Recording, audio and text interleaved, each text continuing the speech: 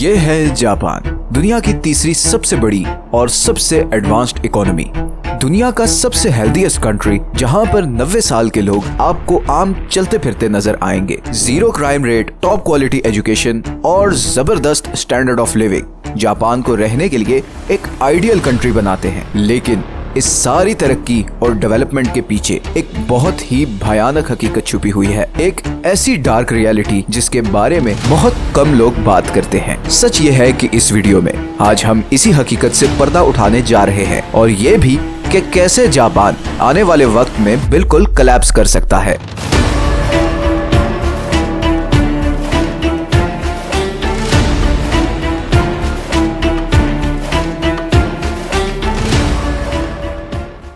ये बात तो अब काफी लोग भूल चुके होंगे, मगर 1980 में जापान को अगली सुपर पावर समझा जाता था। उस वक्त बहुत आम ख्याल ये था कि जापान बहुत जल्द अमेरिका को रिप्लेस कर देगा और बिल्कुल उसी तरह पूरी दुनिया की इकोनॉमी को कंट्रोल करेगा जैसे आज चाइना कर रहा है। अमेरिका में तो जापान को लेकर काफी परेशानी भी पाई जाती थी, यहाँ तक कि इस पर पूरी मूवीज बनी थी, जैसे कि Die Hard, Rising Sun, Blade Runner वगैरह, जिसमें दिखाया गया था कि कैसे जापानीज कॉर्पोरेशंस पूरे अमेरिका को टेक ओवर कर लेंगी। इस खौफ की बहुत बड़ी वजह थी वो इम्प्रेसिव इकोनॉमिक ग्रोथ जो पिछले कुछ सालों में जापान ने हासिल की थी। उस वक्त जापान का economic system western economic model से काफी बेहतर और स्ट्रॉन्ग समझा जाता था। जापानीज स्टॉक मार्केट्स बूम कर रही थी। जापान की चीजें पूरी दुनिया पे छाई हुई थी, चाहे वो गाड़ी हो, इलेक्ट्रॉनिक्स हो या मेडिकल का सामान। उस वक्त जापान में लोगों को ये पता था कि यूनिवर्सिटी से ग्रेजुएट होते ही उन्हें फौरन नौकरी मिल जाएगी और फिर लाइफ सेट है, क्योंकि जापान में ऑलमोस्ट हर जॉब लाइफ टाइम जॉब होती है। Japan was literally unstoppable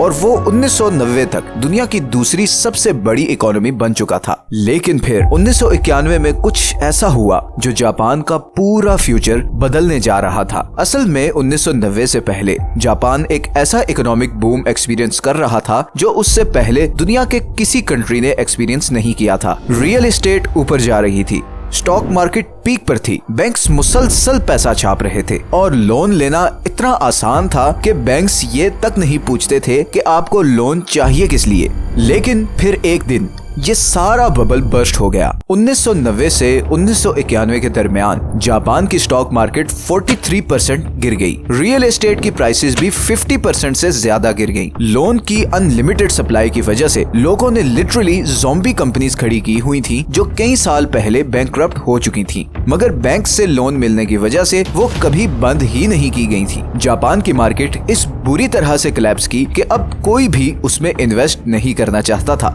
Japan अब इकोनॉमिक टाइगर से सिक मैन ऑफ एशिया बन चुका था। लेकिन ऐसी ऊंच नीच तो इकोनॉमीज में आती रहती हैं। तो फिर जापान के साथ ऐसा क्या डिफरेंट हुआ?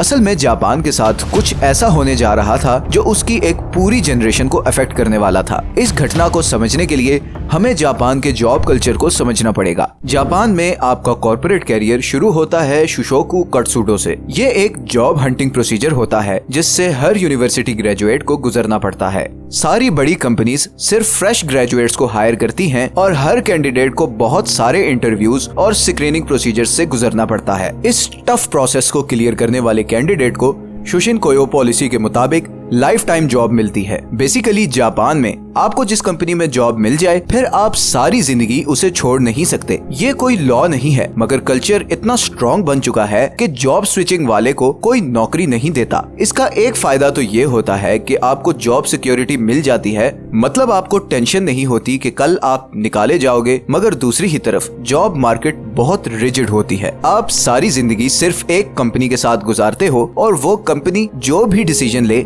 आपको मानना पड़ता है। 1990s में भी हायरिंग का यही प्रोसीजर था और ये आज तक चला आ रहा है। अगर आप ये इंटरव्यू प्रोसेस क्लियर ना कर सको तो समझ लो कि अब आपको कभी जॉब नहीं मिलेगी। ये एक ऐसा दरवाजा है जो सिर्फ एक बार खुलता है। 1990 के इकोनॉमिक क्राइसिस में सारी बड़ी कंपनीज ने अपनी हायरिंग फ्रीज कर दी और अगले 13 सालों तक ये हायरिंग ऐसे ही बंद रही।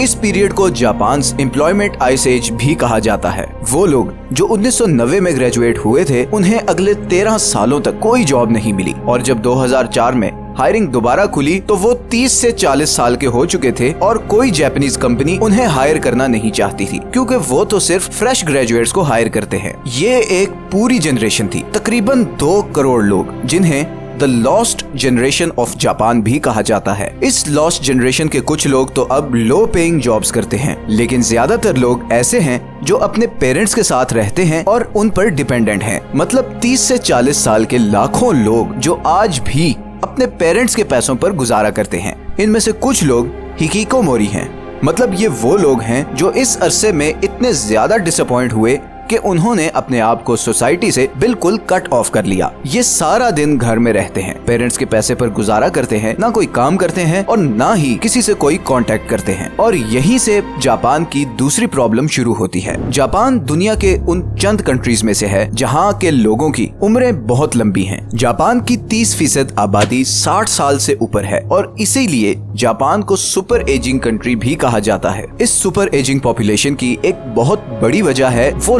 लॉस्ट जनरेशन, जिन्होंने फाइनेंशियल स्टेबिलिटी ना होने की वजह से कभी शादी ही नहीं की, और इसी वजह से वो यंग जनरेशन जो इन 2 करोड़ लोगों ने पैदा करनी थी वो दुनिया में आ ही नहीं सकी। सोसाइटी की एक्सपेक्टेशंस पूरी ना करने की वजह से आज ये लोग बिल्कुल कट ऑफ होकर रहते हैं। कितने ही लोग सुसाइड कर चुके हैं और कितने ही सिवियर डिप्रेशन में चले गए हैं। इन लोगों की इस हालत का असर सोसाइटी पर भी है, क्योंकि इन लाखों लोगों को जॉब्स में होना चाहिए था और वो सारा पैसा जो मार्केट में आना चाहिए था वो इन लोगों के ना आने से नहीं आया। जापान की करंट गवर्नमेंट अब इन लोगों को लेकर काफी कंसर्न है और वो कोशिश कर रही है कि किसी तरह इन लोगों को अपने पैरों पर खड़ा कर सके। लेकिन फिलहाल इस सब में जापानीज गवर्नमेंट को कोई खास कामयाबी नहीं मिली और उसकी वजह है वो रिजिड जॉब कल्चर, जिसमें सिर्फ फ्रेश ग्रेजुएट्स को हायर किया जाता है और फिर सारी जिंदगी वो उस कंपनी को छोड़ नहीं सकते। हर साल बहुत से लोग जिनको ग्रेजुएट होने के बाद जॉब नहीं मिलती इस लॉस्ट जनरेशन में शामिल होते जा रहे हैं। अब जापानीज गवर्नमेंट ये मसला हल कर पाएगी या नहीं, और क्या ये लॉस्ट जनरेशन जापान के डाउनफॉल का सबब बनेगी, ये तो आने वाला वक्त ही बताएगा। अगर आपको ये वीडियो अच्छी लगी है तो इसे लाइक और चैनल को सब्सक्राइब जरूर कर दें। ये हैं वो सोर्सेज जहां से हमने इस वीडियो के लिए कंसल्ट किया है। नीचे कमेंट्स में अपनी सजेशंस जरूर दें। मिलते हैं नेक्स्ट वीडियो में। अल्लाह हाफिज।